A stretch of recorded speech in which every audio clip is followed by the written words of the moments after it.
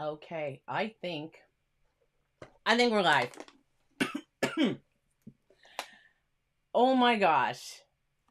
It is great to be back. It has been crazy. Hopefully you guys can hear me okay. Oh, I'm going to take a look at the chat and see who's here. You want to talk stressful? That was stressful. So I turned my computer on. Nothing worked. Excuse me. It made audio's live, videos live. Yes. Okay. I think that was yay and yes combined. I don't know. Anyhow. Excuse me. Wow. It is great to see you guys. Yeah, I turned my computer on because I shut it off because when we went away, I didn't want I don't want to leave my computer on and running, and then what if something happened? So it was like panic. I turned it on. You guys are a little higher than you normally are because I had to overcome and adapt today. So yeah, just seeing that there, I did. I will tell you all about it. So turn my computer on, and it made this scary noise. Sorry guys, I'm just gotta pull this over so I can see what you guys are seeing and at least be kind of close to the same location. It made this horrible noise, and then it reset itself. And then I went to get on everything, and YouTube and Canva and all the stuff, and nothing wanted to log in, and nothing remembered anything.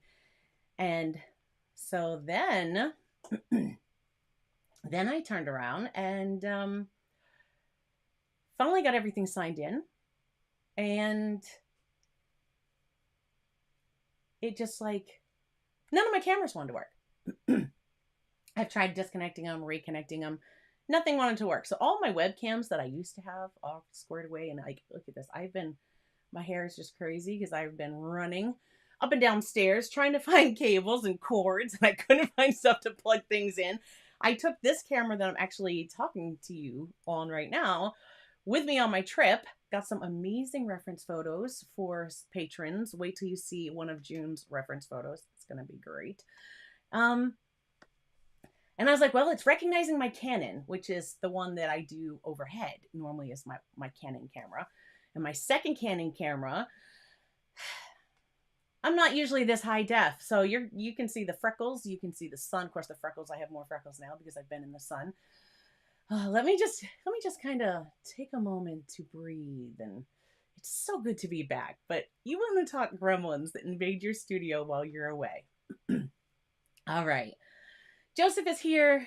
Tara is here. My moderators. Of course, their links are always in my description below. So make sure, if you haven't checked them out, after we're done, please go check out their channels. Thank you both so much for being here in the chat. Well, things are going crazy for me. Hello to Belle. I see Belle is here. And George. I saw George come in. And Jacqueline. Hello, Jacqueline.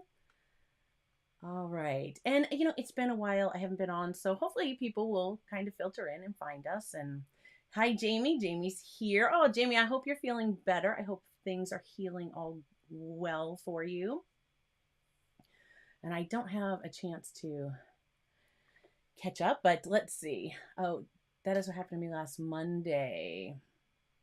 See, really? Yeah, I am Mac. So isn't that strange? So Joseph had the same.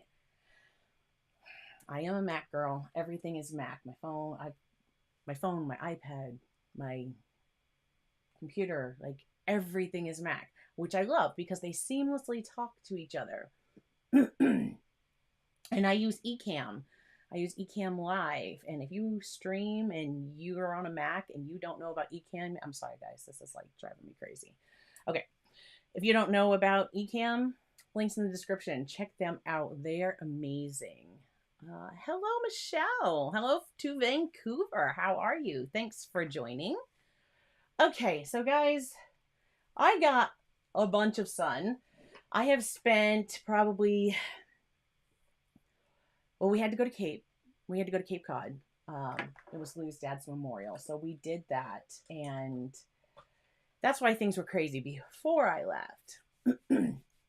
Then we left and we got to see family, and it was a really good time. And then I got to go to, of course, I got to stop on my way home to the ocean, and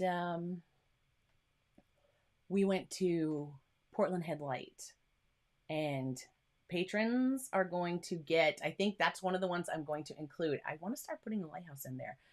And oh, good, Jamie. I'm glad to hear that. And George says, I have a Mac Mini, no other Apple stuff. Yeah, you have a Mac Mini. Do you stream, George? Do you stream from your Mac? If you do, like I said, the link's in the description. You should check out Ecamm. They are great. I love Ecamm. But yeah, for whatever reason, everything was crazy when I turned the computer back on. And I shut it down because, of course, I wasn't going to be home. And if like a lightning storm or something came up, normally I don't shut my computer down. I just put it to sleep. And, you know, when I come back in, like, it remembers everything and everything is great. And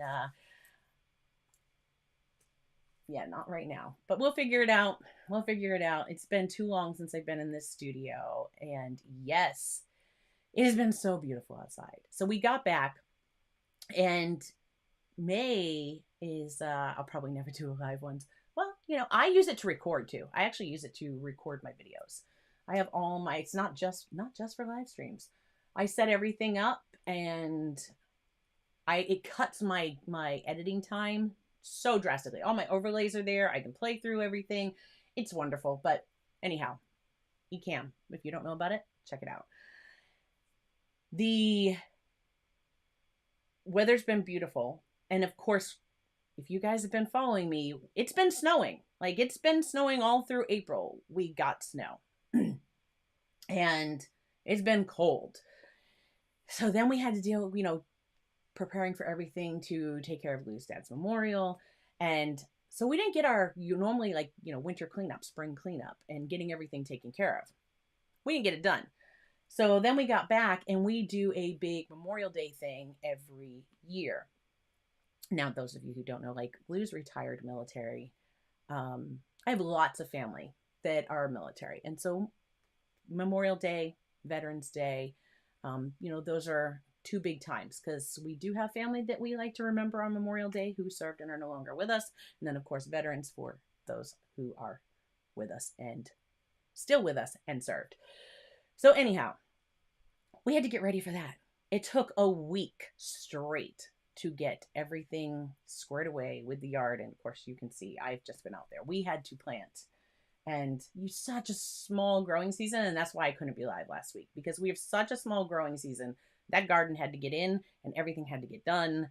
But I'm glad to be with you today. I'm glad to be here now. Let's get to what we're doing today. Michelle, first time here, just on the channel and sub. Well, thank you. Welcome to Michelle. I am glad to have you with us. Let's, like, not normally this chaotic. Normally I can get things started. Okay, who are we fooling? Sometimes it's chaotic. Working on it. I'm a work in progress, guys. I'm a work in progress. Okay. Today I want to share with you, just before I had to leave to go to the Cape, I met up with Lindsay, the frugal crafter, which I don't think, excuse me, any of you that are here in the art world do not know who Lindsay is or her channel. And if you don't, if you're one of those rare gems that don't, check her out. You know what? I did not put her link in the description below because I am horrible, but it will be there. As soon as we are finished with the stream, I will rectify that problem. Okay, so 45 degrees Fahrenheit, really? Wait a minute, Natalie, are you saying it's 45 degrees Fahrenheit right now? Right now it's 75 here. Or are you saying it's 45 degrees Fahrenheit for winter or summer? Our summer weather's pretty close to Bisbee's. Okay, I'm like trying to follow all of that. Ah! You're coming to see me? I just gotta say a quick shout out to Miranda. That is one of my nieces. Um so anyhow, if you know, yes, exactly, Joseph. Who? Lindsay, the frugal crafter. Natalie says where I am in winter. Okay, well, we went through January with like 2 weeks of -30 to -35 with the wind chill this winter. January was brutal. It was very cold, very cold. And so it has been so hard. The sun has been shining. The weather, I mean, obviously you can see like this, we're quite tan now. Well, this is quite tan for me. And actually, it's not really tan. It's more like the Irish in me. The freckles have completely come out and they've kind of connected. So it's not really tan per se. Anyways. Okay. So yes, Lindsay, the frugal crafter. I got to meet with her. I sent her a question and I asked her, I wanted to get some jelly gouache. And I saw a set and I said, you know what? I wonder if that's the same thing. It looks the same. You know what they say, right? If it walks like a duck and talks like a duck, maybe it's a duck. Well, this jelly gouache looked exactly like the Miya gouache. And I was like, might be the same. White labels are, you know, that's a thing. And if you don't know about white labeling, and people have mixed feelings about that, right? With white labeling. So that is when a company that makes a product will sell that product to multiple companies with their branding on it, which happens all the time. And you don't think twice about it when you go to the grocery store and you buy the store's brand. That's white labeled. Some of their their brands are actually made from like your major brand that makes your favorite, whatever it is, cereal, macaroni and cheese, I don't know, whatever it is. And they just put the store's branding on it. You pay less because it doesn't have that brand name. So this happens a lot in our world too. And some people have mixed feelings, like especially with colored pencils. Lots of colored pencils are the same. And when I start getting into colored pencils, I'm going to cover a lot of them, which I know other art YouTube channels here have done that. But I really want to make sure that when I show you something, if you have this, say, other brand, you probably have the same pencil. I don't want you to go out and get another set because you think, oh, those look great. And then you get them and you go, but these seem like they're the same as whatever. And they actually are. And that's white labeling, which some of my education is in marketing. And I knew all about that before I even, came into the art world as far as doing what I'm doing right now. So I reached out to Lindsay and I said, look, these look very similar. Do you know if this is white labeled? And she said, well, I know that they do they make the same product is made for multiple companies. Like it's, oh my gosh, is it Artsy? Who makes the other jelly gouache? Anyways, there's multiple companies and they're made at the same like manufacturing plant. So she says, it is a good chance, but so I was like, I was going to get them. And she goes, well, have I got a deal for you? Miya had just sent her a new set. And if you've been watching her channel and you've been watching her videos, she covered those.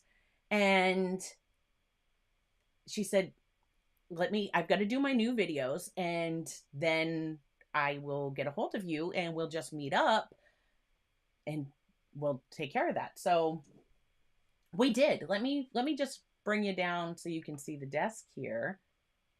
Boom. There we go.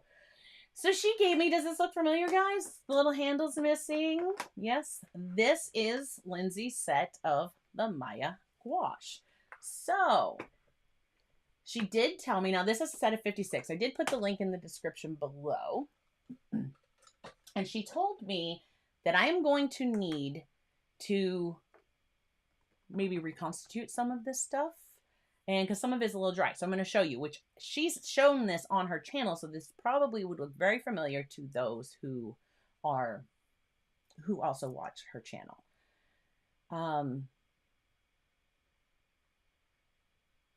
Mandy said, I am. Well, you're going to have to let me know when you're coming. That's how we all tan here. Yeah, see, I know you are in Ireland, but Jacqueline says, I don't tan, I freckle.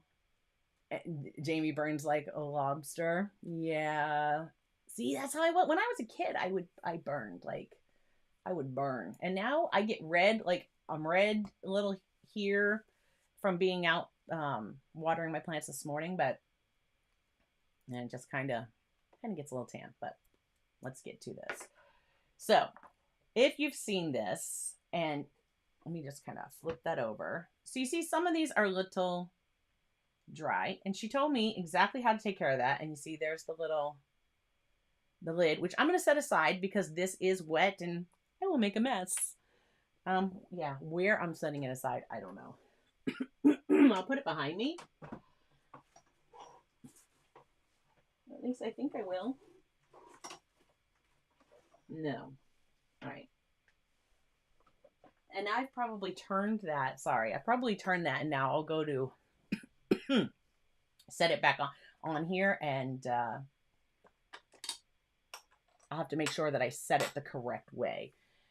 All right. So this is these are the jelly cups, the jelly gouache. These are really big. I think she said this is like the equivalent in each of these cups. It's like the equivalent of 2 tubes of gouache. That's a lot. So I don't know. Hopefully we're going to be able to do some swatching. And this one here was an extra, I believe this is a white, and she just had not opened that. So yeah, that's just the extra white. And her set has the new set. If you're interested in that, some of the cups are actually larger. And she has a complete review of that on her channel. I will have to go grab a link to that and put it in the description below. And I will do that when I link to her channel after the fact. And, whoa. Jamie says, I need to check out Lindsay's channel. Have you not checked out Lindsay? Have you not watched The Frugal Crafter? You have to tell me if that's correct. Because I'm like, how have you not seen Lindsay?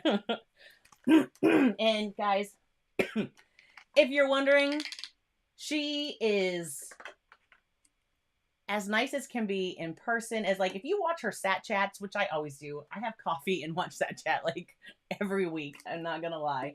And she is just as sweet as can be. And it's just like that. I mean, we went, I'll have to show you guys what I got. I know she shared her little haul when she talked about it after we went, because we met the city that's closest to her. Well, any city for me is like an hour away. So I had to go to the city. So I had messaged her. I was like, hey, I'm going to be in the city today. And she was like, okay, I'll run over and I'll meet you. And then I think we got lost in the Dollar Tree for like 2 hours. Yeah, we were just like chatting it up. So really, seriously. Okay. So, well, hey, YouTube is a very big place. So look at that. Had not heard of her until now. She is wonderful. She is a peach. If she catches this after, she'll be like, I am a peach. Oh my gosh. Oh, see, yeah, me too, Michelle. I love Lindsay's sat chat. Okay.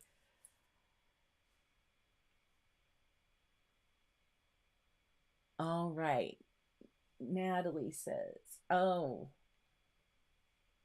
that sounds horrible. I would imagine that is brutal, talking about in Australia and the sun. Tara, it's exactly. She is. She's very nice. Very, very nice. And we got to talk again. Gosh, we talked again this past weekend, because if any of you watch her, you know her refrigerator went. It was so funny because I didn't see Sat Chat 2 Saturdays ago because that was the day of Gustav's memorial. So I missed the fact that her refrigerator wasn't working right. And I was like, oh, Lou used to, that's what he did. He would do refrigeration for Coca-Cola, fix like their stuff. And anyways, I was like, oh, I could have like messaged her and been like, hey, what's going on? And then she mentioned last Saturday that her heat pump, like something about her heat pump wasn't working. Like it's not putting out it's not cooling. That's what Lou does now is he installs the heat pumps and he does the repair and refrigeration and stuff for that. So I was like, you need a Clark. So that's what you need. Anyhow, so I got to talk to her. Oh gosh, I think we talked for almost 2 hours this weekend. And so what I'm doing right now, anyway, she's very nice. I highly recommend checking out the channel, Jamie. The gouache colors you see here. So she put out a video about how to like bring back your jelly gouache if they're starting to dry out. And she says, oh, and let me see if I should be able to bring this up and pop it right on the screen for you guys. Just 1 second.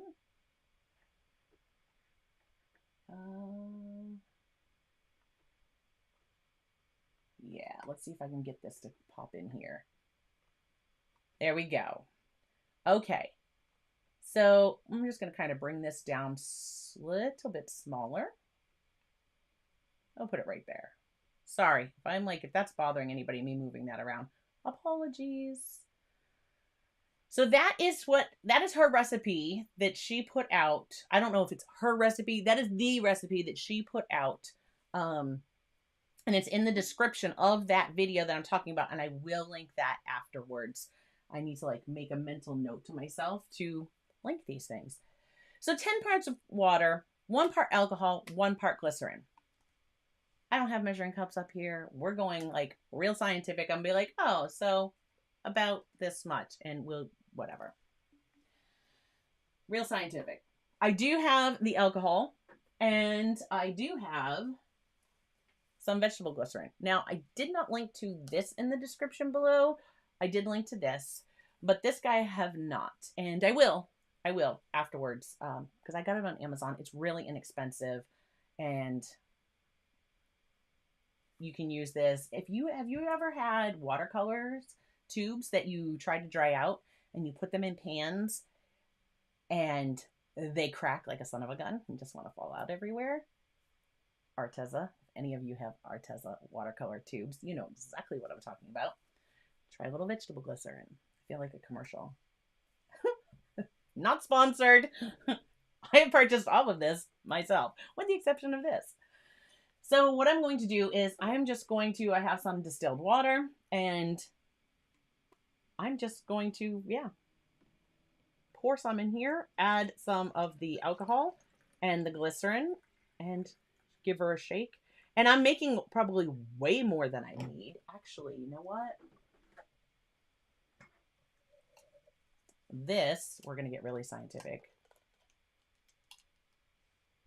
Yes, she did. Yes, she did, Michelle.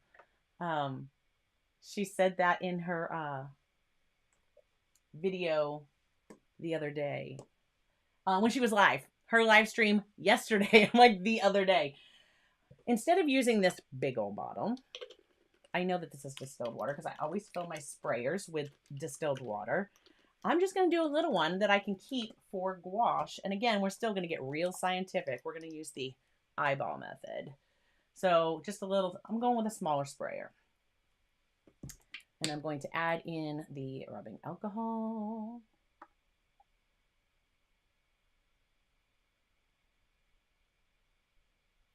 And this is just going to make it, because you don't want mold or anything like that to, yes, Jamie, I will. I'll put that, I will take the recipe and I'll pop that in the, I should grab my notepad because I'm going to forget all the things I need to do.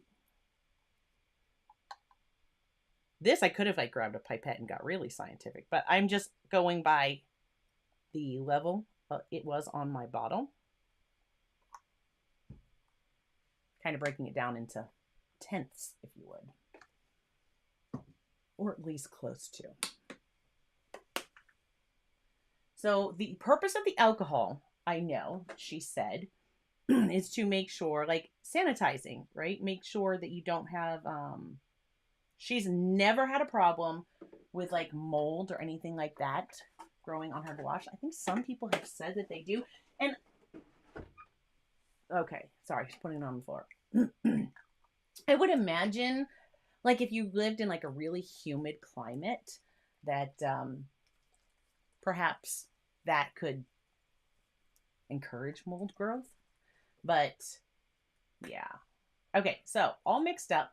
And I am just going to give these, there we go, if I can keep that in there. I'm just going to give this a really good spray. And I know, like, I could actually, instead of like spraying this a million times,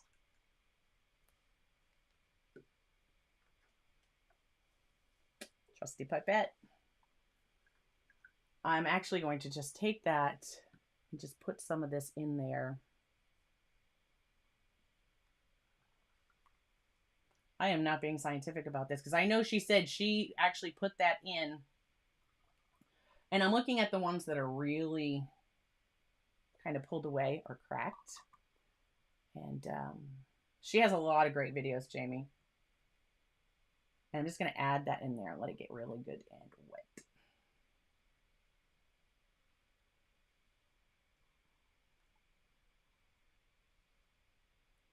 And she did this on one of her smaller Hemi sets. Pretty sure it was a Hemi set. And then just let them kind of sit there and mix them up. And some of these don't look like, some of these look like they're not going to take much. So I'm hoping that I will be able to work with those, and we'll see what we can do with that today. But it is so, oh, it's so good to be back and be back with you guys. It has been, I've missed it. And then at the same time, I'm like, the sun is calling me right now because things are so short around here. Our summer is so short. It will be, so it just stopped with the snow in April. And anytime, once it turns October, fair game for snow to start again. September, we go to fall quickly. And I'm just kind of dropping, and I'm seeing there's a little bit of pink on the edge there. I'm actually, do I have, well, I brought toothpicks up because that's what she did. She started with toothpicks. So let's see if we can't like pull that out of there. And what I might do, these should come back and be just fine. If I have any issues, I will order the other set. And I almost just put that in my toothpicks. Not what I wanted to do. If I have, well, actually, I will link it for you. The other one that I'm looking at, it is a lot less than this one. Now, when I just looked this up to get the link for the description, I can say that on Amazon, while Amazon does not allow us to name its current prices, I can tell you that currently there actually is a coupon, or at least there was at the time that I grabbed the link for the description. There was a coupon available for these. So if the Miya is one that you have been considering, then that might be something you want to check out. But I will put a link to the other set that I thought was a white label of this, so that you can check that one out. Because even I can say also that even with the coupon, the other set that I think is just a white labeled version of this is going to be more affordable. So if jelly gouache is something that you have been considering, check that out. All right. So, excuse me, Jamie, and I'm seeing what you just said there. Let me put that up. And I'm going to have to move this. I'm sorry, guys. I'm going to move things one more time, just because I know. We'll bring that up here. Just because I know that other people could have the same. So always heard they don't reconstitute well. So I've avoided jelly gouache because of that. I think the people that had complaints were just trying to use water. Quite possible. That could be possible. So Lindsay had said she put the stuff on them and then she kind of let them set. Now you see, it's hard for you to see. And my side cam that I usually get you in close with is what I'm talking to you on right now.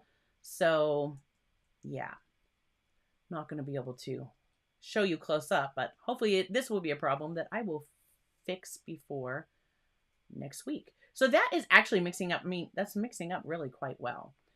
I don't think this is going to be a problem at all. And you saw how dry, like it looked like it was dry. And that's just blending right in there. So fantastic. If you had any concerns about, I mean, now we'll see some of the ones that were more cracked and we'll check those out too. But this is what she told me when she gave it to me. She says, definitely do the, you know, the water and maybe a little vegetable glycerin and the rubbing alcohol. And the rubbing alcohol, again, she spritzes hers. So she keeps a small bottle just like this with that mixture in it. And when she's done, like before she seals her stuff up, like she'll give her gouache a spritz, or she'll give it a spritz before she starts.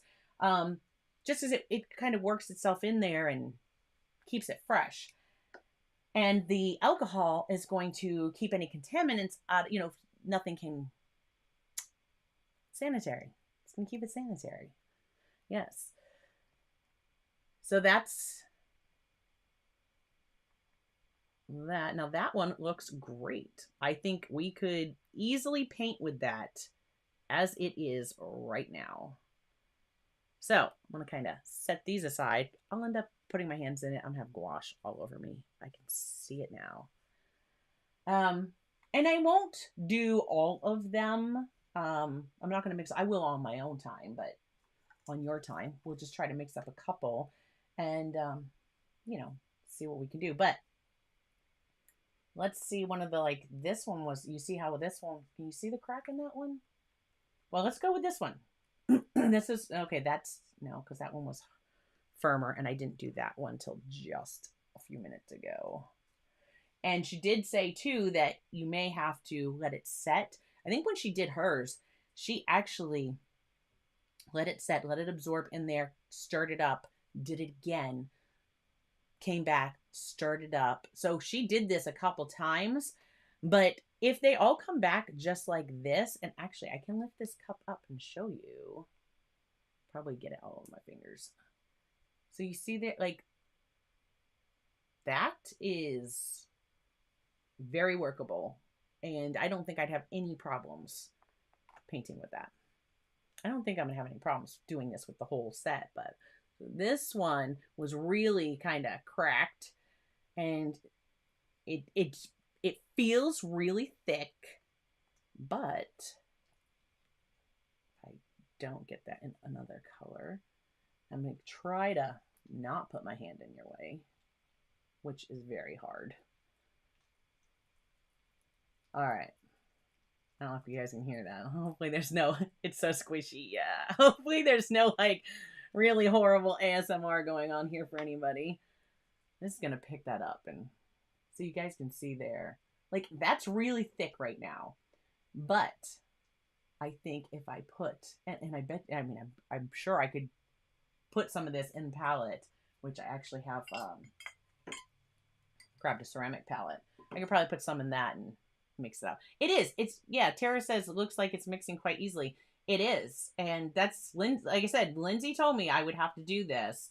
And if I had had the time beforehand, I would have done this ahead of time.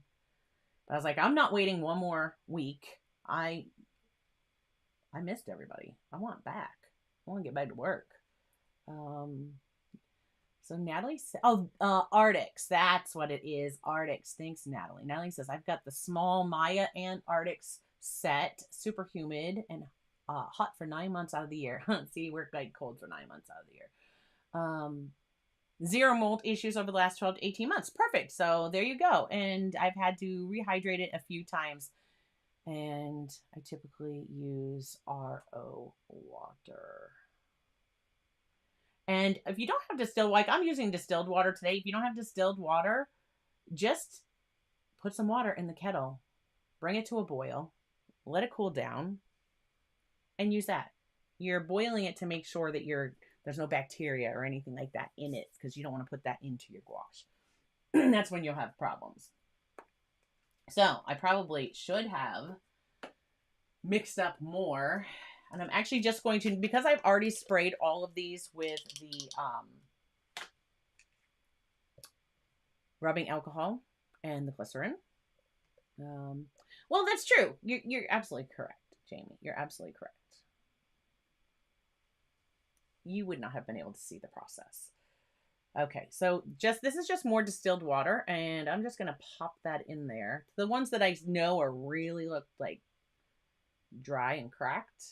I'm just gonna add in this one here that could use a little more because it's kind of thick. So we'll just kind of let that get in there. Oh, I just let that go and it dropped down in there. Hi, Dylan. Well, see, there you go, Natalie. Yeah, pull out your gouache and we'll do that together.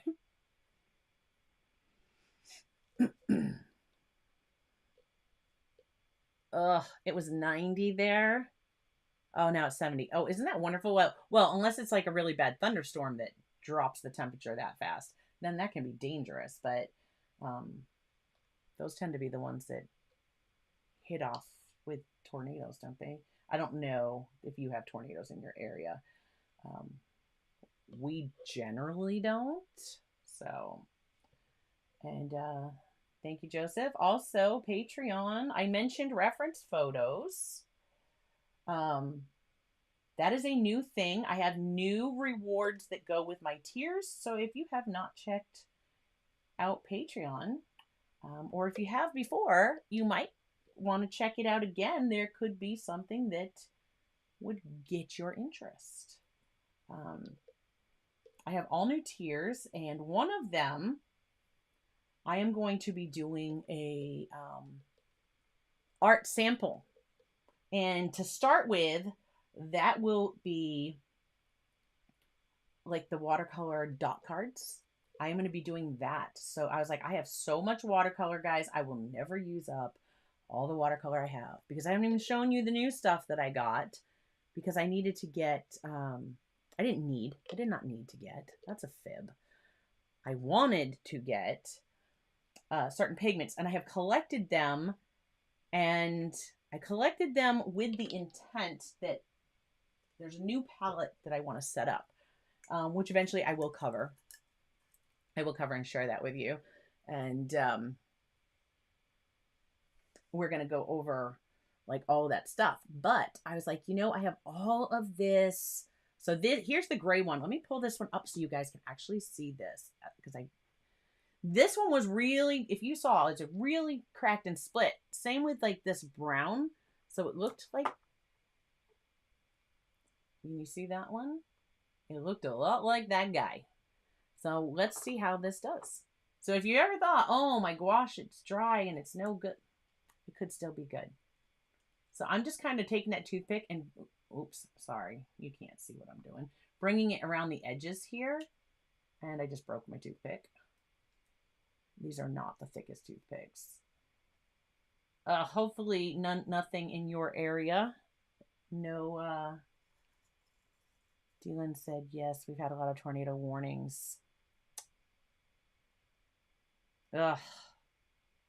Oh, Dylan, so you have the gouache. Just opened it last week.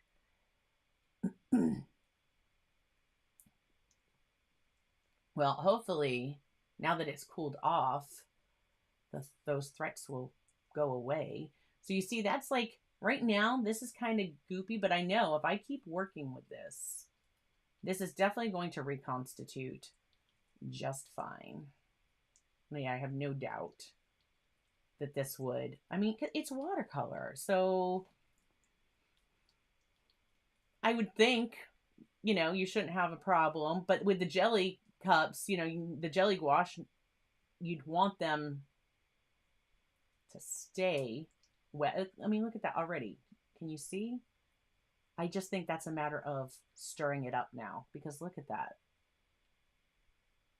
Very easy to stir through that now. So hopefully, Michelle says, I have a set of 24 Hemi to open. Yeah, so the Hemi and the Miya, and the Arctics, they're all the same. And then this other one that I saw was a different label, and I thought, sure does look exactly like this, right down to the colors. I mean, right down to the colors. Look at that. Look how nice. Can you see how smooth that is now? That is nice and smooth. We would have no problem painting with that now. So there you go, right? I'm going to leave that toothpick in there because I'll stir it again. I should have done that with my other ones. I wasn't thinking. I could have saved the toothpicks. Of course, I do remember which ones I used. That one went in that one. That one went in that one. Haha. Now stick myself now. I'll have to watch out for that. So let's check this one out, because you see how cracked that guy is. That is hard. Well, it's not hard. It's like, if you ever made fudge at Christmas, a really well set up fudge, yeah, maybe it's a little thicker than that. So this one, I'm just going to put some more holes in here, and I'm going to add a little bit more and let it set for a bit longer.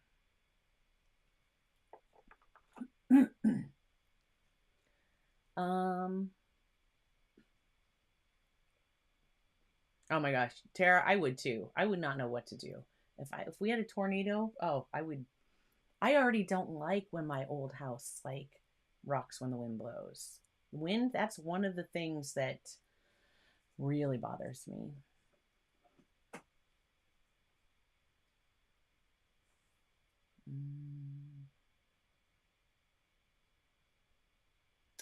Dylan has Karen Dosh Gouache. Karen Dosh Gouache. Say that 3 times fast.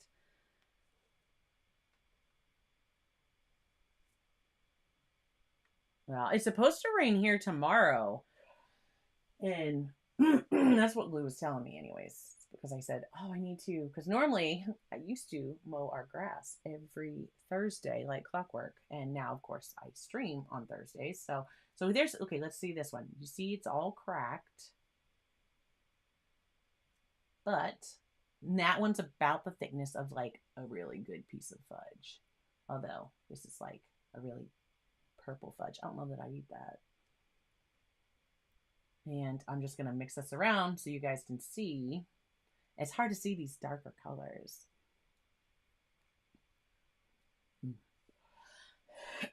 Excuse me, sorry. Jamie says, I used to love tornadoes till I had kids. I just don't know that I would, I guess if, like seeing one in the distance, maybe, as long as it wasn't coming towards me. But then you think about the destruction one of those does. And it's like, oh, I mean, I see that when it happened, like, what do they call it? Tornado Alley here in the United States, right? We have that whole band up, like in the, sorry, allergies are also raging. The planes, right? And that, my heart sinks. Like every time I see a tornado's gone through and it's just like leveled an entire area. I have apparently splashed it on my desk. Just kidding. I'm surprised I haven't worn more of it yet. So look, that's already, if you can see, that's already starting to come back. And it's mixing up really well.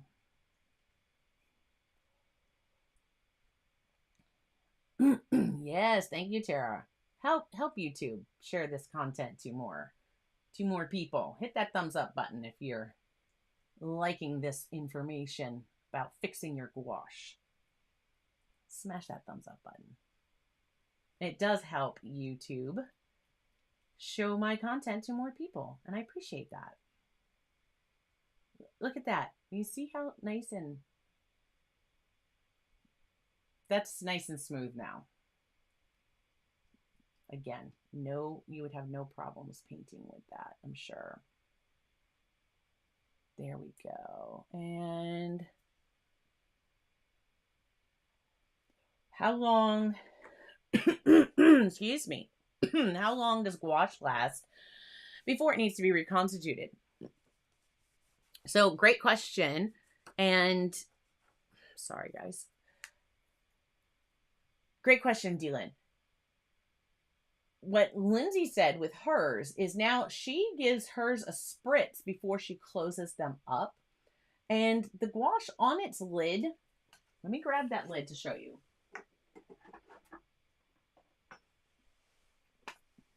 So in the lid here, there's actually there's a rubber seal in here. So when it connects with this, it's supposed to seal this up. Now, for those of you who have watched, let me see if I can make this just slightly smaller. Okay. So for those of you that have watched Lindsay's channel, you know that one of the sides is always hard for it to latch when these click down. And so that if it's not sealed tight, the air can get in there. And of course, that's how it starts to dry it out. She had the lid on. So she had the lid on it and then put heavy stuff on top of it to kind of help keep that to stay sealed. And then, but I would imagine as long as you have a good seal, it should last quite a long time. And it shouldn't get all dry like this. If you're spritzing it when you're done, or if you're spritzing them when you start and when you finish, then again, I would imagine that that's going to help keep it a lot longer.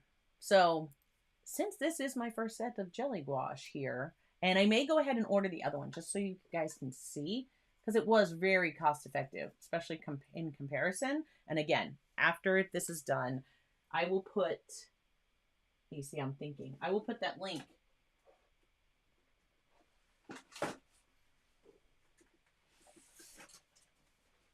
as I drop everything. I will put that link in the description below, and I am just going to make myself a quick note. I need to link you guys the gouache. The one that is less. And if I get that, then we'll cover it and I'll show it to you guys. Yeah, because of the lid. Exactly. So yes, Michelle, you are correct. You see the ones that are cracked most are here. They're along the edges. That was this one. These are more, if you look at these, they're not so bad. These are kind of pulled away. It's around the edges. So then, I mean, you could, if you wanted to mess with them, I guess you could rearrange them. I'm not going to. But I think the spritzing, I really think that just that spritzing should help. I will. I'm going to link Lindsay's video about the gouache that also has this, where I got her recipe. That is the recipe she listed. Is that hers? I would have to watch the video again to recall where she found that, or if that's what she does. So that is also in her description of that video. But I will also put this in the description below as well. All right. I will link the other gouache. I will link Lindsay's video. And I will put the recipe in the description. I think those were the things I needed. So there are those. Oh, I did not put more water in that brown. So I'm not going to go through. I'm not going to go through and do all of these. I just want to get some of them mixed up, because I am sure you guys don't want to just sit here and watch me stir gouache. I mean, maybe just hanging out. And I'm going to start doing some of those kind of hangouts with patrons soon, where I will just randomly be There will not be like a set time. If I'm in the studio and I'm working, and so this one is like that brown. It was along that edge and it is a bit firm. So I'm just going to poke some holes in it so that this can really get into that. Because I'm already feeling where the crack was there, it's already a lot softer right there. So just going around this edge, and I'll just let that get down in there.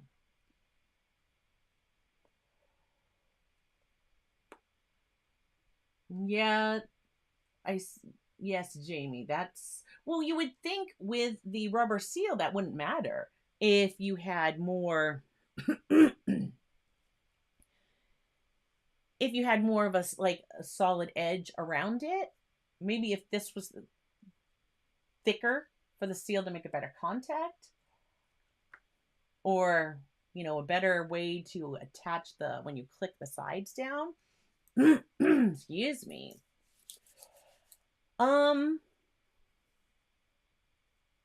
Great question, Dylan. So Dylan asked, the jelly gouache and the regular gouache, right? Do they work differently? And I'm also listening while working. So do they work differently? Well, I don't know, because this is going to be my first time using the jelly gouache. I believe they work the same. As far as the difference, right now, these are a lot thicker. These are a lot thicker than the gouache that you would squeeze out of like a tube. So here's another one that was all cracked. Let's look at this one. But as far as the opacity, the opacity is exactly what you would expect from gouache. And I can say that with certainty because I've seen Lindsay swatch these. So I know that they have the opacity. And I can show you a few. I will try to see if I can get that white. And if I can't get that white working, I'll just open the other white and I'll show you. Which will probably be a mistake because then I'll have two whites drying out. And I'm sure that's why she didn't open this white, because they would, why open both of them so they can start drying. But yeah, okay, there you go. See, I knew that Tara had some. Thank you. So they are thicker than the tubes, but not by much. So there you go.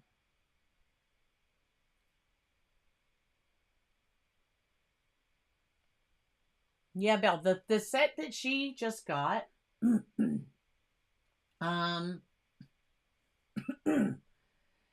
she have a problem with that lid latching also? Or am I thinking of a different one? I thought the Miya still had, it was the Arctics. The Arctics ones that she got. I think those ones, I'd have to double check. I'd have to go back and watch that video and double check, because one, I believe the lid also, I thought it was still Miya, gave her a hard time latching. I shouldn't be doing this over the other ones, because as I stir, I'm going to like drop this in there. So that's really starting to, still has some thick spots, but the more I mix it, the more it's all becoming the same consistency. So how many of you, well, we've seen a few that have the jelly gouache. So jelly gouache versus regular. If you have the jelly gouache, do you also have tube gouache? And what do you think about that? Do you also think they're thicker? Tara said, I have this set and the lid. Ugh. I just saw an ant in my studio. It is that time of year. They're driving me crazy. So she said, I have the set and the lid and everything latches perfectly. Only thing I found with mine is they have the faintest odor, not much, but you get it every now and then. Okay, so these right now, there's no odor. Yeah, there's no odor to these now. So if we went back to when Lindsay first opened this, we'd have to like go in the Wayback Machine. She's had these for a while, has had these for a while. If we went back and looked, that might be, I don't remember if she said these had an odor or not. I know some of the ones she says had a faint odor, but these right now, they don't. Hey, Cat's Art Picks. Hello. Dropping in to say hi. Hi. Cora, I did, you know what? I saw, my apologies. You messaged me and I was not able to get back to you yet. I just saw, I didn't see it when you sent it. And it's been crazy busy, but hi. Sorry that I have not had a chance to respond to you. I promise you I'm not ignoring you. I was not on a lot of social media in the last week and a half. But things should be returning to normal. I'm feeling so much better. Oh my gosh. I think they finally got all the issues I was having with the medication. I think they finally got that all figured out, and I'm actually starting to feel better. And the flare-up I've been dealing with since January that kept me down so much in the first part of the year. So frustrating. It feels like I'm finally starting to return to my baseline. Just my normal baseline of pain. So, for those who are new, I have fibromyalgia, and it wreaks havoc with me from time to time. And I had been in a bad flare-up since January. And it is just now feeling like it's finally starting to let go. Is it the warmer weather? Is it... Yeah, I don't know. I don't know what it is. I am just happy that I am finally starting to be able to move. Although by the end of the day, if I overdo it, I know. Because by the end of the day, I am wiped. And I don't even make it to at the end of the day. My end of the day ends up being like, dinner's done. I sat down long enough to eat dinner. My body's like, yeah, and you're done. We will not be moving again after this. So it can be a little hard, but look at that, guys. Okay, so you saw the big clumps that were moving, and now look at how nice and smooth that is. Lindsay, I give this a 2 thumbs up because that is perfect. You want to talk about, and she let her set and came back. And, you know, like I said, she hits with her other set because she had a set that she let it dry out on, you know, on purpose, and then came back to her and reconstituted them. That is smooth and creamy and exactly what I would expect. So, all right. I think I'm going to try to mix up just a couple. Let me check out some of the insides. And I was just out taking pictures of, thank you. I am feeling better. I hope that it continues. I'm going to believe that it's going to continue, and I'm claiming it. I'm trying to find like a thick toothpick because some of these are so, it's like, you know, go to the Dollar Tree, buy 1,000 toothpicks. Some of them will be firm. Like, actually not. Yeah. So, oh, that one was really, really firm. I don't know if you guys can see that, but it's like the inside is moving. The outside, well, you see, it's firm because I stuck the toothpick in it and I picked it up. Oh my gosh. Anagoni.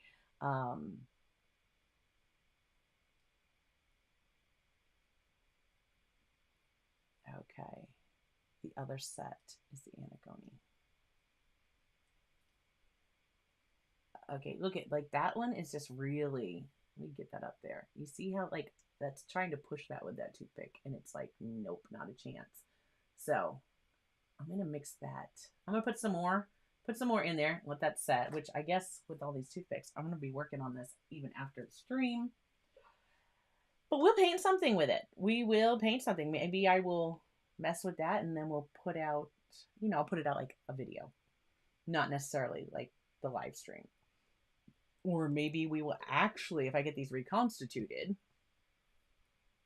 be able to paint something with them. Although, what I was saying was, I have been out, oh yeah, see the ones in the middle? no problems there. That is so very easy to mix up. Super easy. Some of these look like she didn't even touch them other than to swatch them because they're so full. I can definitely tell the colors. Now some of these have shrunk because they've, dried some. So, I know that some of them have shrunk because of that, but others, just from her, whoops, that's not the one we were mixing, from her using them. So, and I do think, because I just got that outside the edge, mixing it up. By picking up the cup and mixing it, it was a little easier. Oh, that's, yeah. Perfect. Perfect. That feels like, well, how do I know? This is my first experience with the jelly gouache. I'm like, that feels like that would be right out of the package. I don't know. I could have thinned it down a little bit. I don't know. The only way would be to open this one, but I just really don't want to do that. But I do need to see if the white is going to be workable because my lupins are in full bloom. And I know I've already done a video on the channel here where I painted some of my lupins. But they're such an easy thing to paint. They're nice and you can paint them nice and loose and they paint super quick. I hope that you guys are all enjoying chatting and hanging out again or working on something while I'm doing this, because this is the perfect stream to be working on something else while it's going on, for sure. I have not even been on MeWe. I have no idea how the progress is coming, George, with your cowboy. George is working on a colored pencil piece with a cowboy.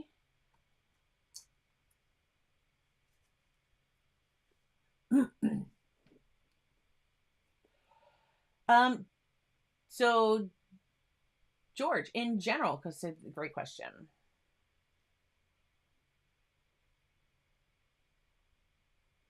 So, have I used gouache much in general? I have. I believe I have the set of the Artegria gouache tubes. I have not used them. I was so disgusted by their tube watercolor that I got the tube gouache and the tube watercolor at the same time. I knew I wasn't going to put the gouache into pans and let it dry, but I was doing that. I did do that with the watercolor. And that dried out and it cracked and just wanted to fall out of the pans and it was horrible. Now I will say this, okay, that was just one way to use those tube watercolors. And look at how much that is perfect. That has come right back.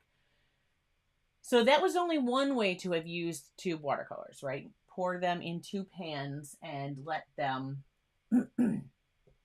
dry. Which is how I like using my Daniel Smith, my Core. I have a whole bunch of new brands I have to show you guys. There's going to be, we're going to have an unboxing here soon. There's so much coming. So I just need to be feeling better and get back to work. Anyhow, back to George's question. So I was so disgusted with those watercolors that I didn't even touch the gouache. I just moved right along. Now, I have heard really good things about people using the Artegria watercolor straight out of the tube. Now, if you like to use watercolor straight from the tube, then the colors are very vibrant. They have light fast ratings on there. I'm just going to say that if I'm using Artegria watercolor, I'm not using it on a painting that I'm selling. That's just my preference. Okay, that's my choice. And because in my opinion, why am I going to use Artegria when I have Daniel Smith or Core. I definitely like them and think they are a professional quality of paint. So yeah. So that said, I have Holbein. I have some Holbein gouache. In fact, because I was going to use it not long ago, I have like a primary set of the gouache from Holbein.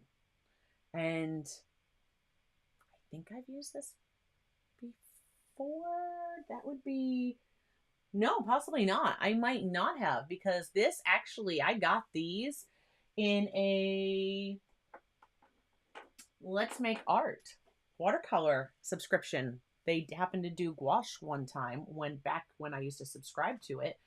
And that's when I got those. Well, I have gotten some other gouache. In fact, I've gotten some other Holbein gouache in another art box. And I did, it's not behind me. I don't even see it right here. But I did do one with that from an art box, and I enjoyed it.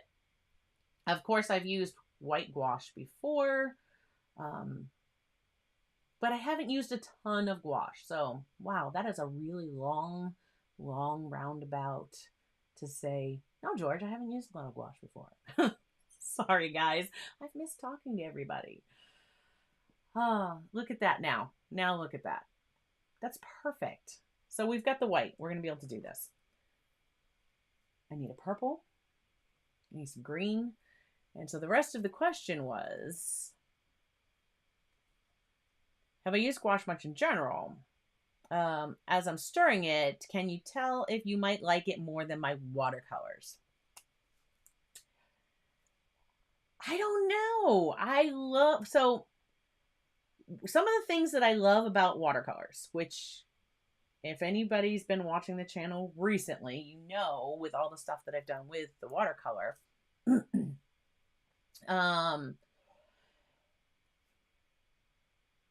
I love the granulation that I can get. I am loving the granulating colors right now. I'm not going to get that. I'm not going to get that in a gouache, right? Gouache is very matte, which I'm really looking forward to, because I hear it photographs beautifully. Also, I love like the whooshes and how the watercolor like takes off when you go wet and wet. And I've not seen gouache do that either. So gouache strikes me, and that was a question I was going to ask you guys today, is do you use gouache? What kind of subject matter do you like to paint with your gouache? I've seen a lot of like illustrative type. I think like, and of course comic can be inked. But still, I think like that. Gouache is a lot of stuff that would used to have to be like photographed. They would do it in gouache because it's so matte and it will photograph beautifully. So if you paint in gouache, what kind of subject matter do you like to paint? Now, I love the opacity. So here's what kind of excites me and why I really wanted to get the jelly gouache and try it. Because I've been enjoying watercolor and water-soluble mediums so much on the channel lately that I really wanted to expand into the gouache with more colors. This would certainly do that. Probably more colors than I would need. And I have no problems with a smaller set either and mixing it. Oh, thanks for joining us, Jamie. Have a great rest of your day. You just painted some cherry blossoms in gouache. Oh, excellent, Michelle. Okay, so I was like, I really want to explore some more of this. And one of the things that I like is the idea that, so here's the thing about acrylic was like, that was my first. It wasn't my first. I started with colored pencils when I was much younger. But when I really started getting back into art in the last 3 or 4 years, acrylic acrylic paint became like, that was my jam right there. That was the thing. I was loving everything about it. So,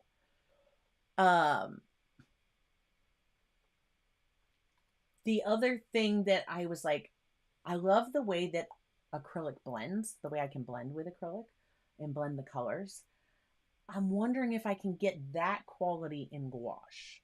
So that was one of the things, because like, remember I just did, when I worked with the Yono markers, and I did that it was actually sunrise, and I did the clouds, where I got that painting, that photograph, the reference photo was with permission from Ron Clark. And if you didn't see that, and if you haven't checked out like his Instagram and stuff, gosh, he does some amazing photos. Full disclosure, that is Lou's uncle. But working with those acrylic paint pens, I was very frustrated. I could not get that blending that I love from acrylic. And I was like, I really wonder if gouache would translate well to that with that blending. So that's one of the things I'm going to try for sure when I get to paint with it. And the other thing, yes. Okay, Cora, I say Cora, Cat's Art Picks, so that everybody knows who I'm talking to. I will chat with you later on MeWe. Have a great rest of your day. So I'm just double checking the chat because I did see a few things coming through. So Natalie says right there, I love watercolor, but gouache is really different. I've done Lindsay's Critique Club gouache rooster, which was, that was cool. I saw that, which was fantastic, but I struggle so hard with picking the right subject matter. See, that is like, so that was one of my things. I was like, I wonder what everybody else paints with it. Because I've had some things that have really kind of popped into my head. And, I will be going to check that out, George. George said he put an update post out for his project that I was just asking about. So I was really thinking, like, what would translate well to gouache? Because it's so opaque. So if I let it dry, I can re-wet it. I can rework it a bit on my paper. But if I just come straight in, then I can build it up in layers like I can acrylic paint. So that's really got me interested. And that's really why I kind of dove into getting this. But I'm thinking what I might do is grab a piece of paper. I do have some B watercolor paper here all ready to go. And I will show you guys with that. Now that I have the white reconstituted, that's just mixing up so smoothly. So the colors that were in the middle, they're so easy to do. Yeah, if you're not over on MeWe, I do have stuff on Facebook. I need to get better at posting there and Instagram. But MeWe is where I always post on MeWe. I always go check MeWe, aside from the last week and a half, because of the way things have been so busy. I kind of unplugged for a little bit. I usually check that daily. Oh, that blended beautifully. Nice and smooth. Okay. Colors that I really wanted. It's hard because I'm like looking at I don't see the green that I would use like already in a convenience mixture here. I don't see a green that I would have picked for like the lupin leaves. If you have not seen a lupin, I'll have to share a picture of some of mine. I was hoping that this one would have, because I thought this with maybe a yellow, like that yellow kind of blended them, might give me what I wanted. But this is still a little ways away from being able to paint with it. But yeah, so Georgia, hopefully I've answered that question. I am really can't wait to see how I like using them. I have purple. and magenta. I don't know if this is going to work. My lupins, I have different colors. So I have purple and white. I have like a purple and magenta type color. And then I have pink, which almost has like this pink and probably about this pink here. And this is, that's coming through. Wow. On the screen, as I look at my monitor, I don't know if that's translating as pink to you guys, but that is definitely that is much more pink. Much cooler tone than I'm seeing on the screen. So, different. I wonder if I have, let me just, how's this? Let's bring this bigger. And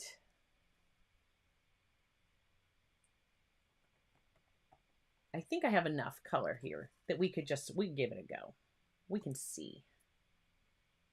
That one might take a little bit of work, but all right, let's see if this next one in, because I could use that one too. Oh yeah, that's much better. All right, I'm just gonna get this one stirred up. I will use this pink, that pink. See if we can't do a couple lupins, just because I want to see how they layer up.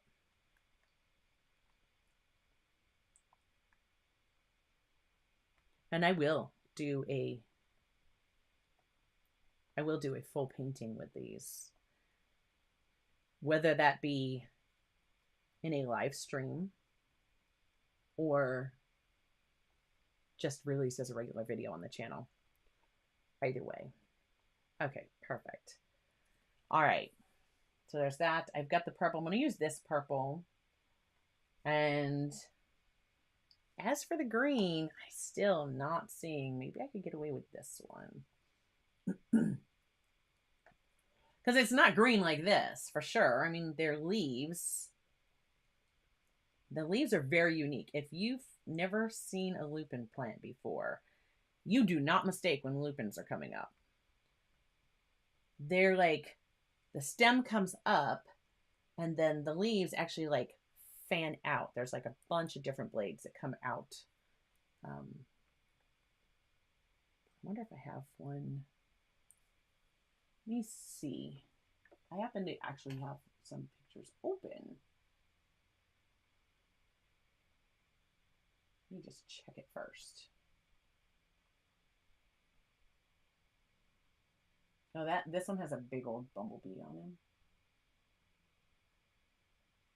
Oop. Okay, here's a good one of the leaves. Let me see if I can get back.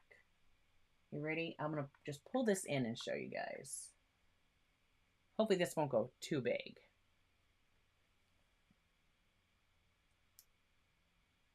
Thanks for joining me, D-Lynn.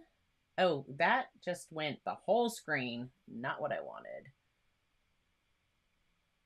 Wow, guys. Sorry. Do you see the leaves? So there's the leaves right there. You see how that shape? It's like 4, 5, 6 or more leaves.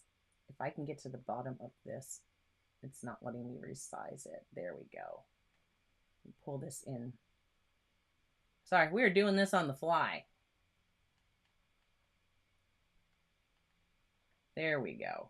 Now you can see it. So see, I have this like purple and it has that kind of magenta, and I have some that are purple and white. But you see those leaves? They are very, very distinct. You can't mistake a lupin that's coming up. So you have your center stalk, which again could translate to like this color here, with the shadow being that. But the leaves are kind of, they're not really here, but it's like almost here, but we need a little darkening. So maybe a little bit of that to darken it up. We might get there.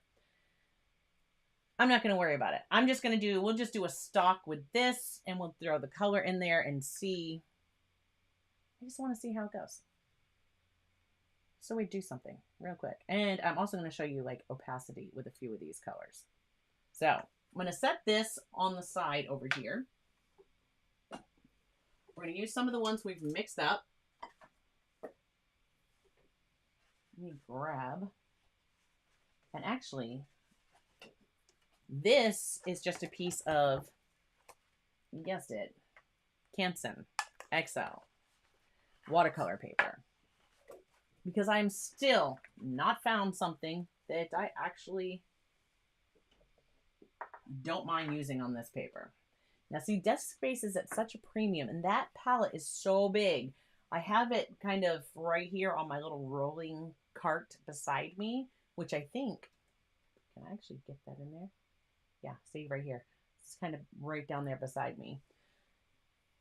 Not exactly where I'd want it. I want it on my desk, but that's still chaos, folks. That's still chaos. I'm grabbing the, again, still working with the Artegria brushes that we were using before. So I have that set kind of sitting here on the desk. The link to those is in the description if anybody's interested in them. So far, so good. But this is the number 10 round. Just going to get that wet. I do have my ceramic palette next to me, so if I want to mix up some of the colors, we can do that. Of course, I'm using my paint puck. Because with gouache, I figured I'm going to need something to scrub that out of my brush to get it good and clean. And what I'm looking for, hydration moment, is, oh, right here. I wanted something that I could use to put a black line there. That I know would be permanent. Somewhere I have a big, huge, that's not it, bold, it's large, but this will work. It would put a nice, great, big black line across. This is the Tombow. There we go. The brush pen. So this is the, I believe this is the soft tip. There you go. And I'm pretty sure that's what this one is. It says that the soft tip. It's a lot more flexible. They have one that is a lot firmer. I think you can get them the set of 2. And it comes with the soft one and the firm one, which I covered these last December. Yeah, it was last December that I got these. And again, this is not the best, but I just wanted a nice thick dark line, black line, so that you can see how the opacity is. And I hope that's not, I was just checking my microphone, hoping that's not coming across. I think one of the neighbors just decided it's time to mow their lawn. All right.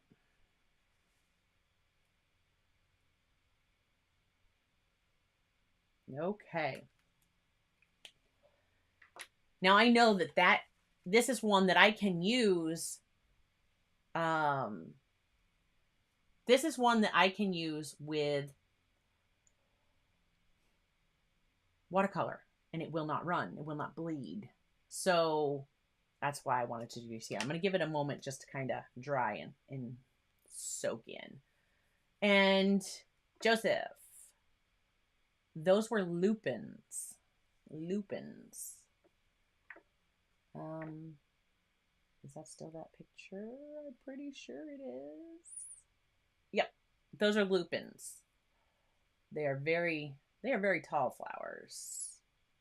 Those, the height of them, they've got to be at least 3 feet tall. When the spire's done, once it gets all the way up, they have to be at least 3 feet tall. At least.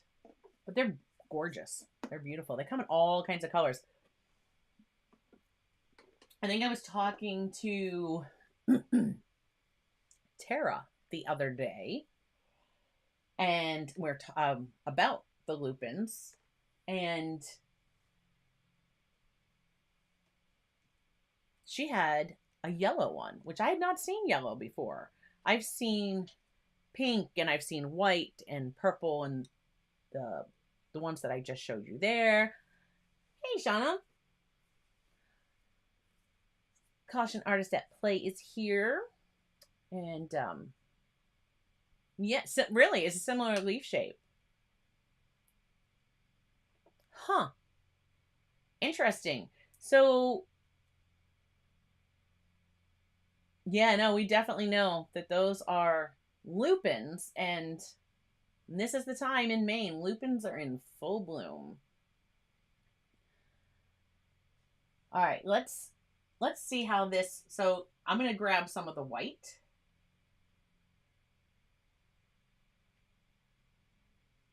And I can actually, let me just bring these. I'm gonna bring these up on the desk. The ones that I'm gonna be using.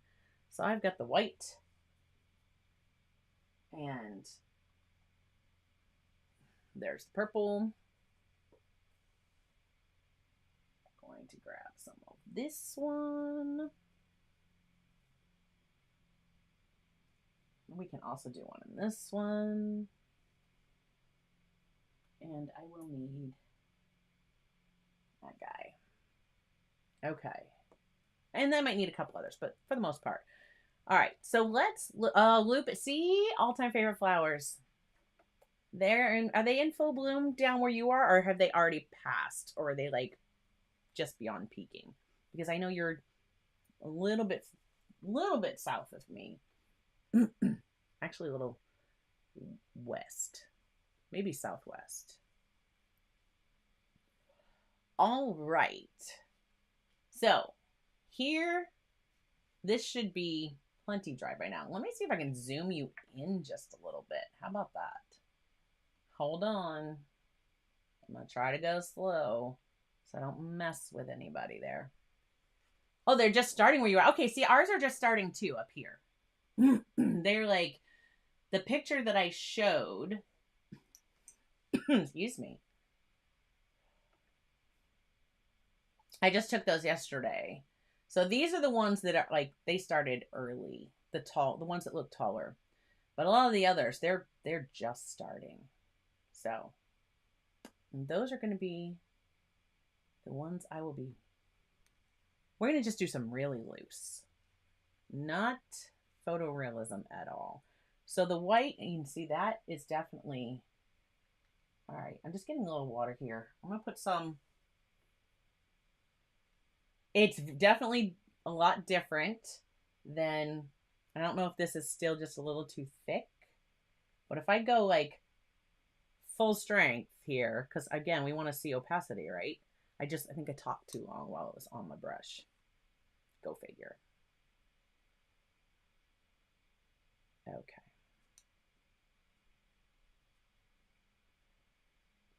Yeah, I'm probably gonna have to mix in a little bit more with that one. But you see there that the opacity, I mean, that's getting pretty good coverage. And we'll see, we'll wait for it to dry and see if it gets even better. So there's the white. I'll rinse that out. Really made my water dirty. Yeah, I'm only going to swatch the colors that we're using, or that I'm going to use here. And it's going to be really quick because I'm not going to keep you guys too long. So again, and I'm not sure, knowing that I had to reconstitute some of these a bit. As far as the normal, I know that when I've used like the Holbein gouache from the tube, it flowed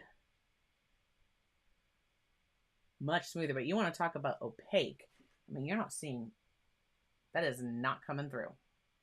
Those are definitely opaque. Yeah, it's thicker, and it's hard because when I've used the, I think I'd probably have to, I'll have to work with them. We'll be trying them, but I think I'd probably want a palette, because in that sense, like the acrylic paint, I would put that, like I would have acrylic paint, if I take some of this, I would have acrylic paint on my palette, and Then it would be a matter of, you know, mixing the water in to get the consistency that I wanted. So now, knowing the more water we mix in, of course, we're going to mess with the opacity of the gouache itself. Whereas if we used like the mass tone, if we use it full strength, we get that wonderful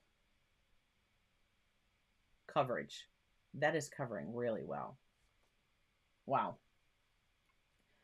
But if I wanted, maybe if I wanted to see through it, if I wanted some transparency, my question is like, you know, when you're working with acrylics and you thin it down a little bit and you can just get that nice glide, that stroke that just, paint just comes right off the end of your brush, and so nice. Yeah. Can I get that with this gouache? I don't know. Straight out of the cups like that, the opacity is wonderful. Now, anybody that has that's still in the chat, and if you have the jelly gouache, let me know. Because I've had to, if you're just joining us, this is the set that Lindsay, the Frugal Crafter, gave me. And I had to rework some of these. I'm not sure if I have reworked them to the proper, like, have I added enough water back so that they're the proper consistency yet? I don't know. I guess the only way for me to be able to tell is, one, if I order the other set of gouache that I've been talking about, or I open up the white one that has not been opened yet. It's in this set. And that would definitely tell me what consistency I need. I just hate to open another white and then have them, have two open, and I don't want them to dry out. I don't want to waste it.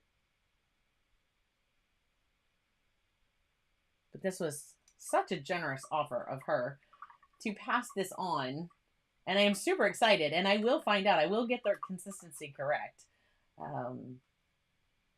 And if I get the other set of the jelly gouache, I would imagine that would be the only set you will see me get, because this is not something, there's so much in here. So because there's so much, I felt like I just got paint on my nose. Because there's so much in these cups. I mean, this is like, one of these cups is like the equivalent of 2 tubes of gouache paint. And that's a lot of paint. If I got another set, I don't think I would go through all of these. So there we have it. Who knows? I may be like, oh my gosh, I love it. Right? That definitely shows you the opacity. I mean, look here. You're not seeing a little bit here, but that's where I had it thinned. That's where I had thinned it on the palette. So when you look at those, the opacity is there. No doubt.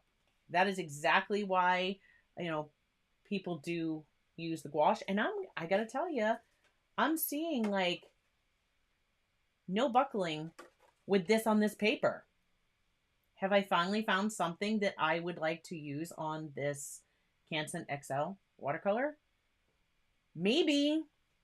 There's only one way to find out. You know what? And so there's kind of, now you guys can't really see it, but it might help if I zoomed you back out now that we're done with that swatching. So hold on. I'm going to move it again. Okay. So there's the palette.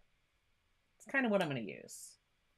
And if I think about the one that I just saw there, I mean, they have, see, it's hard. Like, I do this and I go, well, it's not quite as thin as I would. It's just because I'm not that I would like it, that I'm used to. And then I'm like, oh no, I've got so much gouache on my brush. I'm sure you don't want to waste it either. But let's just picture, we have a lupin. Well, that's spreading. I mean, you can see where I'm starting to run out. So I was able to get decent line with that. Definitely able to get a decent line. Like, and now my hands want to be shaky, so yep, there's that.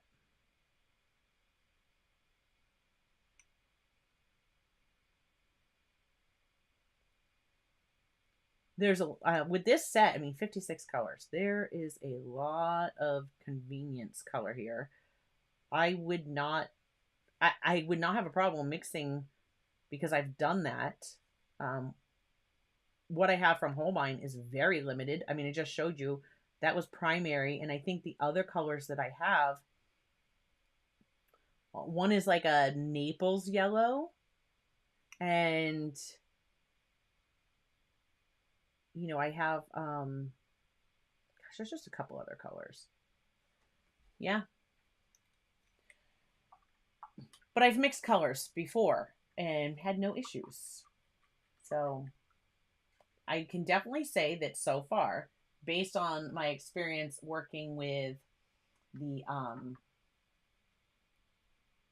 tube gouache and then going to the jelly gouache, there's a kind of a little bit of a curve there.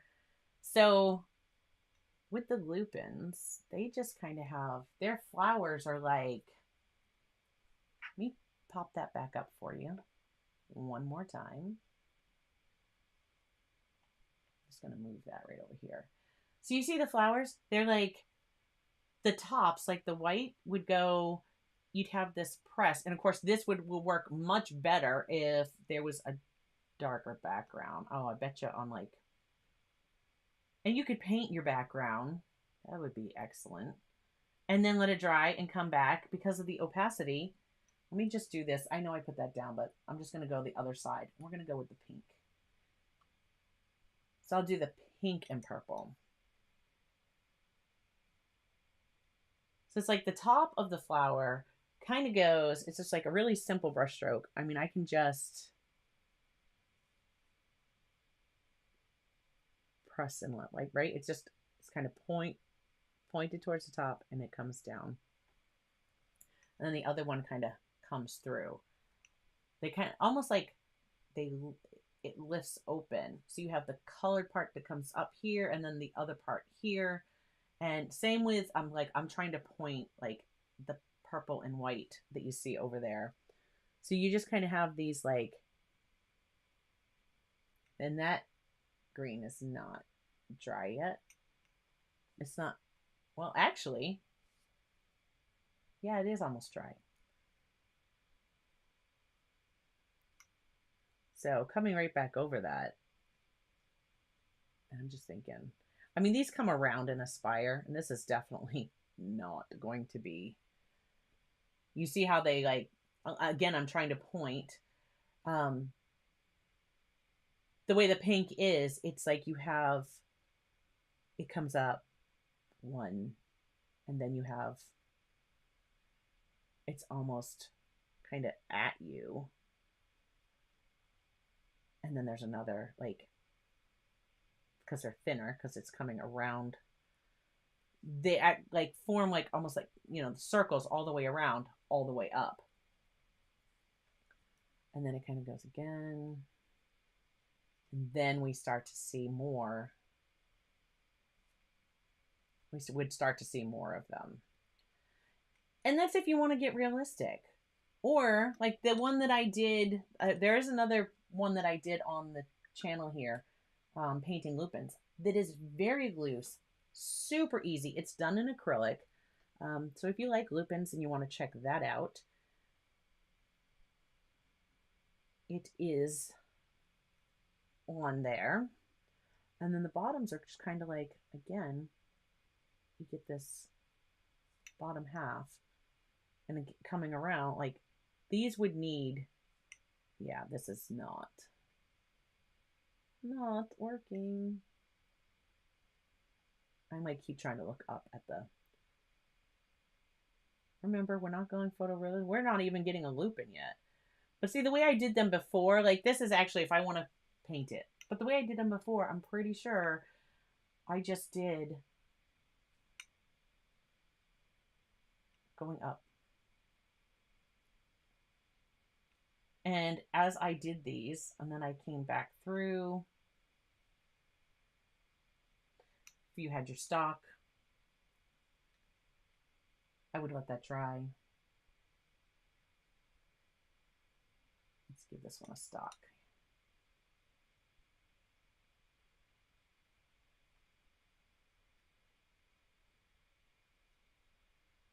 Yeah, we're just gonna make them a thin one.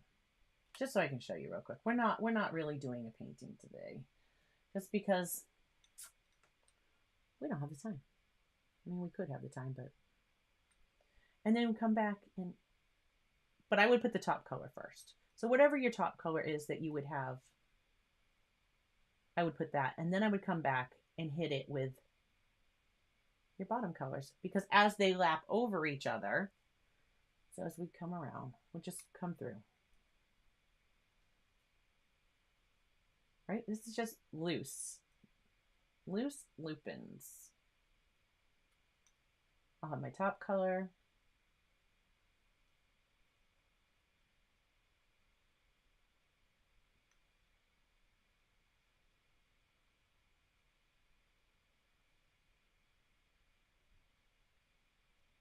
You see, I keep going around.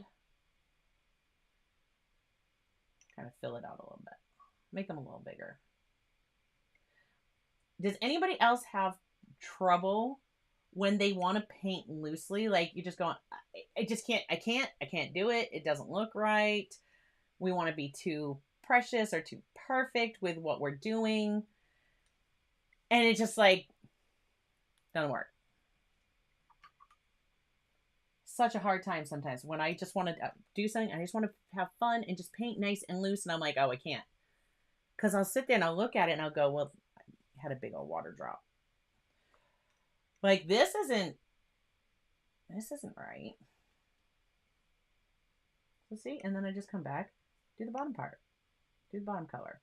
And I've done this, I want to say I did purple and white when I did them. I may have done some pinks too in the other video. And they came out much better than this, I must say. It has been a while since I have done them.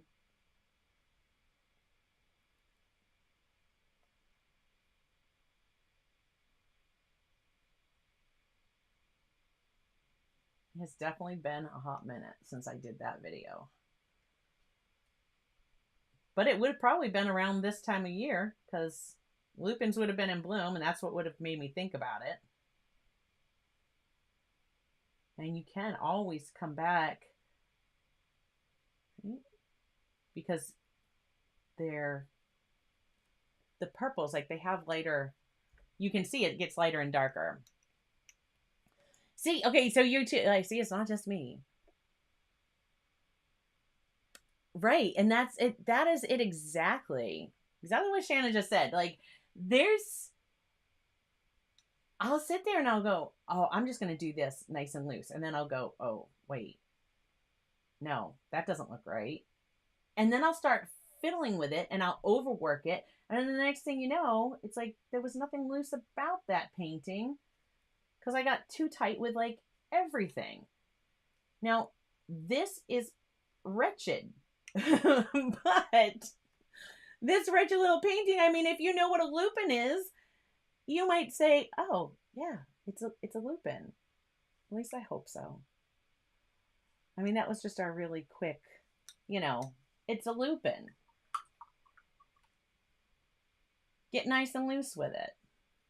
And if some of your color blends, great. Same thing when you do mine, same thing, Tara. Like my brain just takes over and it goes, oh, heck no. Let's see if we can't just, as I put my hand right in the one on the right. Let's see if we can't get some on this guy.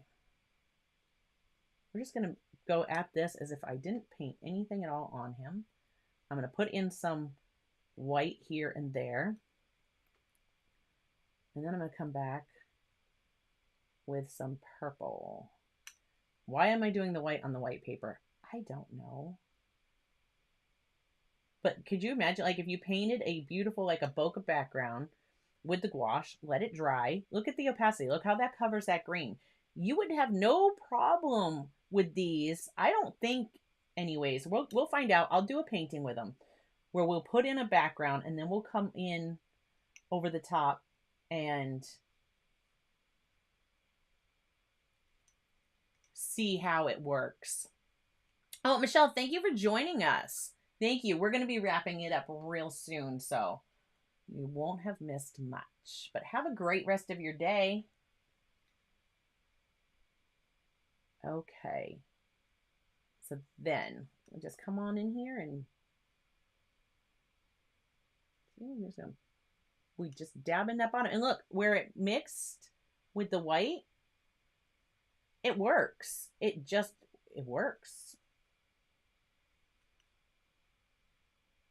So having that on there, you know, again, these were much better in my I think my acrylic Lupin video. These came out much better, but we're going fast and loose here, folks. Fast and loose. You see, now I've got some of that white mixed in. Let's come back through, hit a couple of these. Just kind of covering up a little bit of that pink that was on there.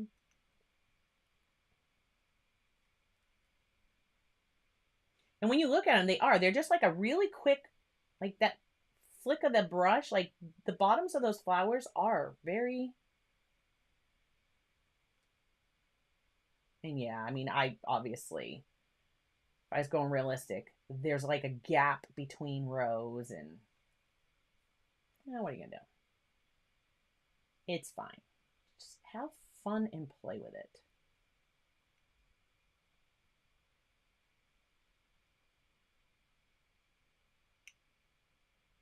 But I can see, like, talking about like how they're so matte.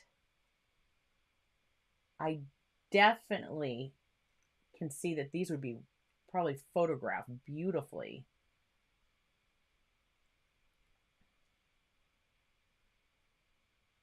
Okay, that's like, was not wanting to work right off my, it wasn't wanting to flow off my brush. And I'm not using a small brush. So it's pretty easy to just kind of get that one dab and, you know, and actually lupins don't really have the tops aren't like that before they open. You don't necessarily see their color, but because you see the ones to the right, like you don't see their color before they open. That's kind of like a green. It would almost be like this with like a very pale creamy color. That would be the tops that are unopened. But see, now I could even come back and touch up if I wanted any other white to come on top. But again, this isn't going to show up if I don't have a background. But if I had a background, well, you'd see all this white and it would just be beautiful. Oh my goodness. But I mean, hey, there you go. There's like some fun, fast lupins for you. I definitely, the point was I wanted to know, is it going to be opaque? How's it going to cover? And I think we've definitely gotten an answer on that. That is certainly opaque. It will cover.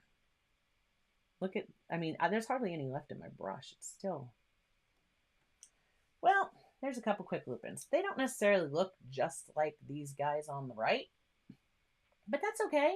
Mine are fuller. Mine are a lot fuller. So, hey, if I didn't show you the example, we'll just take that guy away. Aren't they beautiful? I love it. Huge thank you to Lindsay. I will definitely, so I'm going to reconstitute these. And I will get them all mixed up. And then maybe next week, we will actually come back and let's do a full painting with them. Thanks, George. Oh, sorry, guys. I've just bumped the tray on my desk.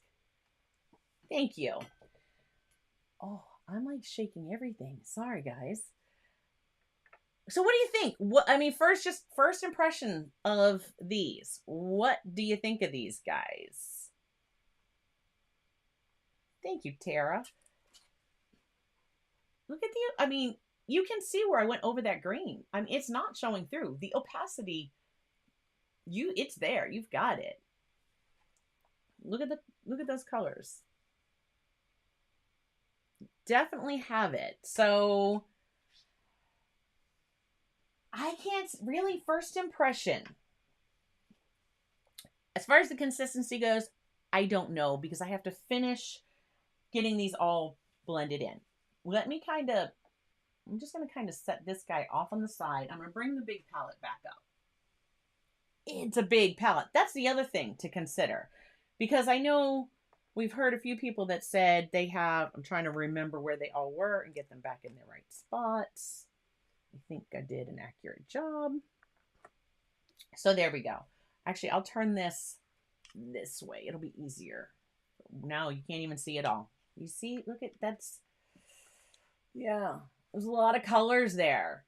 I could definitely see, like, I like to mix my colors. I like mixing colors. I like to pick a palette and, mix my own, especially like greens and stuff like that. So I don't use gouache or watercolor very often. So I must be boring the heck out of you, Joseph, but thanks for being here to mod for me week after week when we cover water soluble media. Oh my goodness. I tease. But thank you. So yeah, I really think that these are going to be a lot of fun. I can't wait to try painting with them. And see what we think. I will have to give that some thought this week. What do we paint with them? Something that would translate very well in a matte format. So I was thinking of like, they're going to be very matte, and they are very matte. I mean, the purple one is not, this one is not totally dry yet, but that one, I mean, look, there is no sheen. Like, you can see, if I can get the lights to catch on this guy, like right in here. Did you see it? There, see? Right there. It's a little wet still. But once it's dry, it is completely matte. Yeah, that's pretty dry. So I'm like thinking of that, what would translate well to something that is matte like that? Or something that would be really good that I've wanted to paint in watercolor, but maybe have avoided because watercolor, the transparency of watercolor, I wouldn't be able to get that layering like I do with acrylic. This is like my mind is like, ooh, is this going to be like my acrylics meet my watercolors, and will I have a blast with them? I don't know. I can't wait to do a painting. So this week, that is going to be my focus, is finding a great reference photo. Yeah, they do. See, just the chat. I'm looking at the chat, and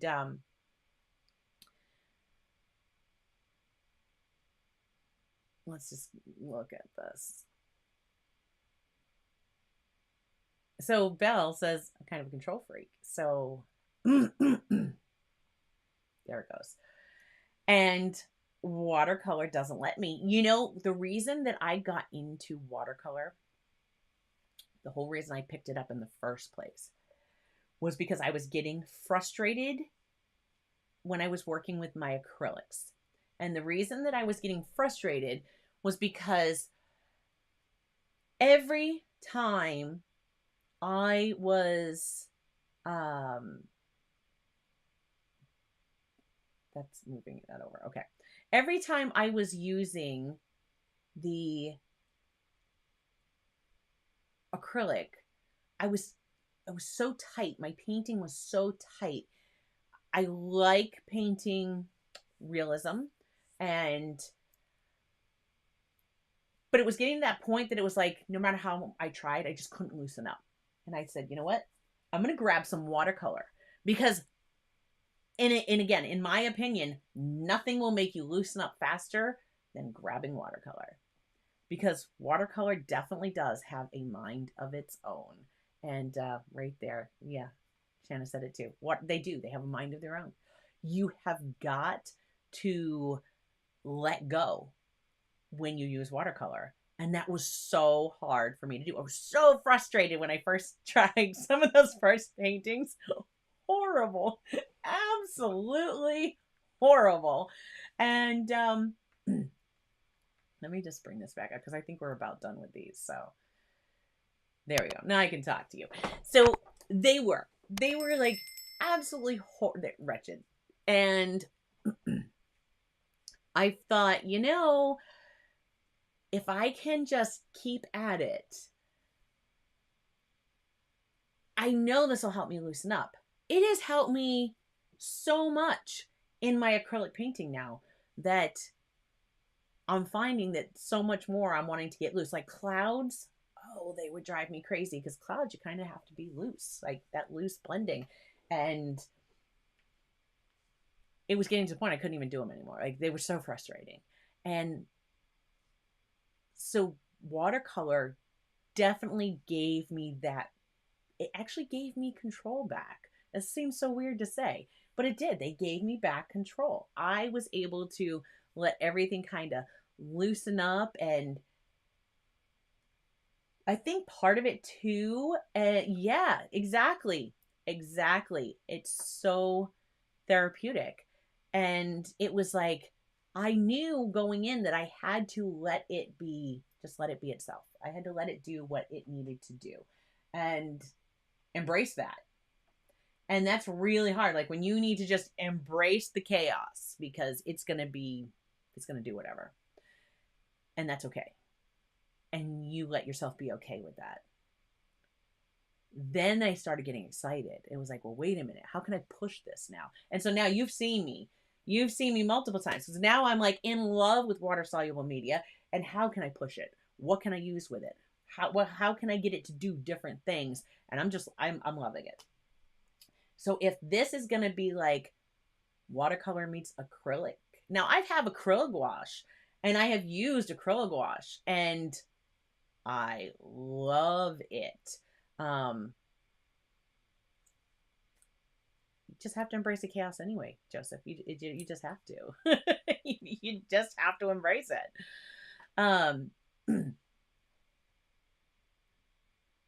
For me, acrylic gouache is just like painting with my acrylic paint, exactly like painting with acrylics, except it's matte. It's beautiful. I love painting with that. I have only a few limited colors that I got in one of the subscription boxes. I loved it. So I was like, well, let's try the regular gouache. And we'll see. We're going to try it. We're going to try a painting with this and see how we get on. And who knows? Perhaps, yeah, there you go, Joseph. Give yourself a big hug. I would love to see how this does some sky. Like where I had the frustrations in doing those clouds with the Yono acrylic markers. I would love to see how that translates in something like this. Blending those colors while they're still wet, like I can with acrylics. How does it work with this? So I can't wait. I can't wait to give that a try. I'm going to find us a reference photo for next week. And I can tell you right now, they've been sitting here for 2 hours. 2 hours? Yep, pretty much. We mixed this one first. You can't see. Let me get you back overhead. Boom. Okay. So for 2 hours, let me get it to focus on me. There we go. So I can see why Lindsay says spritz it before she closes them up. I mean, if you're sitting there painting for any length of time, these are drying out the whole time they're open. And I have to tell you, here in my studio, everything dries so fast. I don't know how it is down your way, Shanna, but up here or over here, everything dries so fast. There's like no humidity. We might have like a week or two of humidity in the summer, but there's like no humidity. And everything dries out so quickly. Like I have a few you know the misters like you'd put like essential oils in, and I have a few of those in the studio, and I'll have them turned on just to put moisture into my room because it dries so fast. You could throw in that would be really neat, Tara. Tara said, oh, everything jumped. All right. Like, it just wanted to lose. So Tara says you could throw in a brusho background and then paint on top of these. Can you imagine just like some random crazy brusho background and then do something? Yeah. Hello, Christina. Thank you for joining us.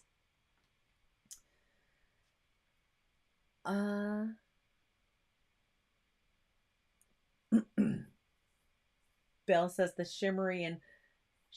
Oh, okay, wrong one. But we have quite a bit of humidity when it's cold out. Oh yeah, the furnace dry. So, well, we have heat pumps. So the heat pumps go, and that definitely will dry stuff out. So that's a good point too. Could be. But Belle said the shimmery and glittery watercolors really interest me, even though watercolors don't.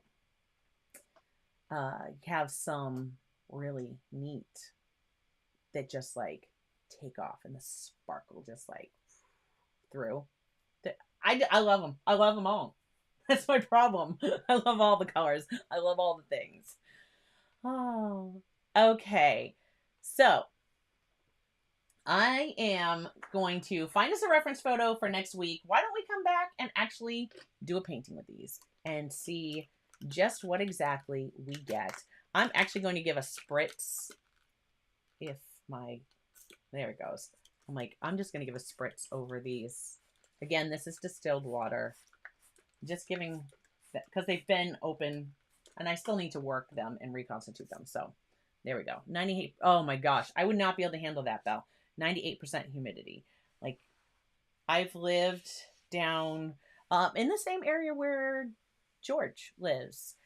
We were stationed in Virginia. That brought us down that way. And you go outside in the summer there and you've got to cut your way through the humidity. It is like you can't even breathe. It's stifling. It just chokes you the second you go outside. At least me, I can't take humidity.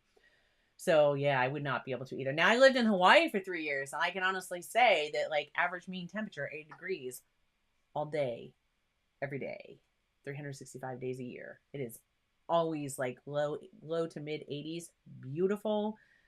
Trade winds, not humid. It was amazing. I loved Hawaii. So it was beautiful. I'm so glad I got the opportunity to have that experience. And, but yeah, no, Maine is my home. I always knew I would definitely be in Maine because winters are long, but the humidity is low, and we don't get those nasty humid days, and it doesn't get super hot like that. But well, guys, it was great to be back. Thank you to everyone who joined me, and if you're watching this on the replay, thanks for sticking around. I definitely appreciate you spending the time, and I'm going to make sure that I throw up another video for you right here that you might like to see. And I am going to say bye until next week. I will see you next week. I will find this and I'll keep you up to date. If you follow me on MeWe or even in the YouTube community tab, I'll let you know over there. If I find a reference photo, especially if it's one that is free to use online, then I will share that. And hey, maybe you can paint along with me next week, especially if you have this gouache. So come back and join me. And I will see you next time. So keep creating, and I will talk to everyone later. Bye-bye.